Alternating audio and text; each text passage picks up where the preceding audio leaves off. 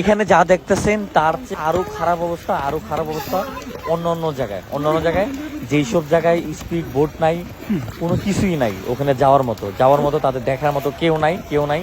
কারণ এতটাই ভয়াবহ অবস্থা, এতটাই খারাপ অবস্থা, সেখানে এই পর্যন্ত যারাই চেষ্টা করছে যাওয়ার জন্য সেখানে যেতে পারেনি। কারণ এখানে সবচেয়ে বড় সমস্যাটা সেটা হচ্ছে বোট, একটা স্পিড বোট, একটা ট্রলার, এগুলো কোনো কিছুই নেই, যার কারণে কিন্তু বাচ্চা থেকে শুরু করে বয়স্ক কাউকে কিন্তু উদ্ধার করা যাচ্ছে না ওখান থেকে। অসংখ্য মানুষ শুনেছি যে পানির সাথে ভাইসে গেছে। বাংলাদেশের বিভিন্ন প্রান্ত থেকে কিন্তু অনেক ভাইরা চলে আসে এই মানুষগুলোর পাশে দাঁড়ানোর জন্য, কিন্তু ওইসব জায়গায় কিন্তু এখন পর্যন্ত যাওয়া সম্ভব হয়নি।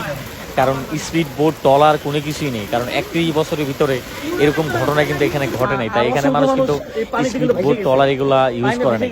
আর আরেকটা বিষয় হচ্ছে যে এই মানুষগুলা কিন্তু 12 ঘন্টা 14 ঘন্টা পানিতে ছিল, এক কাপড় বের হয়েছে। তা ঢাকা থেকে যারা আসবেন ভাই, অবশ্যই আপনারা শাড়ি কাপড় নিয়ে আসবেন, অবশ্যই তাদের জন্য লুঙ্গি গামছা নিয়ে আসবেন, অবশ্যই শীতের একটু কাপড় নিয়ে আসবেন। কারণ মানে শীতে কাতর হয়ে এই মানুষগুলা কাঁপাকাঁপি করে, কারণ এক কাপড়ে কিন্তু আইছে, এক কাপড়ে আপনি বের হয়েছে ঘর থেকে, কোনো কিছুই কিন্তু সাথে করে আনতে পারে নাই, যে কারণে কিন্তু মানুষগুলা কিন্তু মানে বিভিন্ন অসুস্থ হয়ে যেতেছে। বিশেষ করে মানে পানির যে চুলকানি থেকে শুরু করে আরো নানান রোগ কিন্তু এই মুহূর্তে দেখা যেতেছে।